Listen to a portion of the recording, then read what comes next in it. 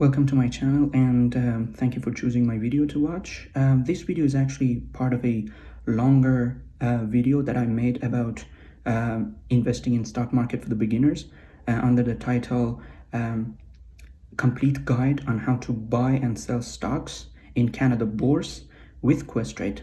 I will also put the link of that longer video in the descriptions below this video. So if you find this video helpful, make sure to check that as well. Also, please make sure to comment and tell me your questions if there is any. I will answer as much as I can, and give me any sort of criticism, positive, negative, and tell me what you think about it. So thank you once again, and without killing time more than this, let's just jump right into the video and see what I've prepared for you.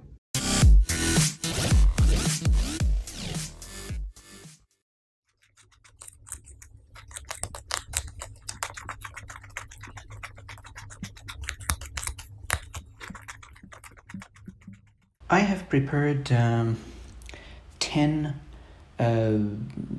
brokers, 10 of the top brokers in Canada, which, as you can see in this table, I'm gonna talk briefly about them and anything that I know about them. And so as you can tell, my preference was with Questrade. Overall, I think Questrade, in spite of all of its shortcomings, overall it is the cheapest and also the best broker. However, so I'm going to talk about Questrade more in the next section, the reasons I chose it, but for now let's just talk about the other brokers that we have. The last 5 of them, as you can tell, BMO Investor Line, or RBC Direct Investing, Scotia iTrade, CIBC Investors Edge, and TD Direct Investing are all are for banks, okay, the big banks. Usually these brokers that are owned by banks, they charge you an upfront fee for commission, and that's it, okay? But what I find to be not that interesting is sometimes they don't tell you the whole thing. For example, about CIBC, as you can see, the commission is 6.95, and it's just a flat commission. So whether you buy one stock or whether you buy I don't know, 1 million, you're going to pay only this one. But they don't tell you that if the order you put is not filled within the same day, the next day, no matter how many fillings the system will do for you, the commission is going to be recharged. So you're going to be paying another 6.95, and this is written in a very fine print in one of the PDFs that I had to dig in their website to find, okay? Or another issue with, so you might, for example, think that, okay, so Wealth Simple is free, it's 0 commission or minus 0.5, so why not going with that? My answer is, there are so many penny stocks or some other stocks that are not listed there. So you go there, you open your account happily, and then exactly the moment that you want to search for the name of your stock, you see that it's not listed there. Okay, and also they don't, actually I didn't find, but I'm assuming in their website that you have to pay 0.5% of your portfolio each year. Please correct me if I'm wrong, because I haven't been with them. I just gathered all this information from their website, but this is not fair. So it's kind of like it's more than what Questrade charges. So the other thing that they don't mention you, and you have to find it through experience, is the UI or user interface, and how slow or fast their network is. Usually banks, unfortunately, are behind, as though they're behind the technology. Even when I was working with TD, their internal software is still with Windows 7, and the core software that they have is command line. So just because they don't want to invest on getting a better software, I don't know, but whatever it is, usually I prefer Again, I prefer Questrade's UI. It is more up to date. it is faster. You don't want to, so for example, imagine you want to buy a stock and you see that the system is down. This is something that when I was doing some research, I found in RBC's forums. Okay, people have said, people who have been with RBC investors, what is that? RBC direct investing. This is what they mentioned in the forums. There's even a video of a lady who encountered this problem. So necessarily money or like the commission should not be the first thing that you decide about a broker. There's a reason that in North America, anyone who is a pro or anyone who is into this business of investing in stock market goes with Questrade.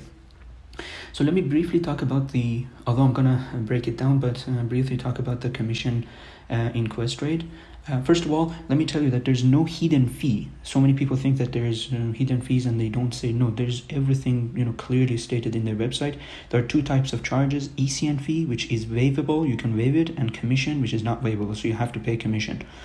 Okay, so the commission is, if you buy one share from 1 to 495, no matter how many shares you buy, you would still pay $495. So from one stock to 495. From 495 to 995, it depends on how many stocks you buy. So let's say you buy 600 stocks, you are going to divide it by 100, and you will reach the number that you have to pay. So let's say 600 divided by 100, you're going to pay $6.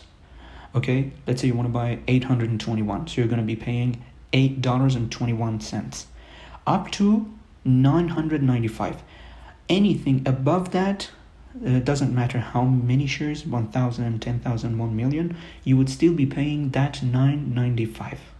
It doesn't go further than that. Okay, that's how it is. And in the next section, I'm going to be telling you how you can, about the ECN fees and how they are calculated and how you can waive them.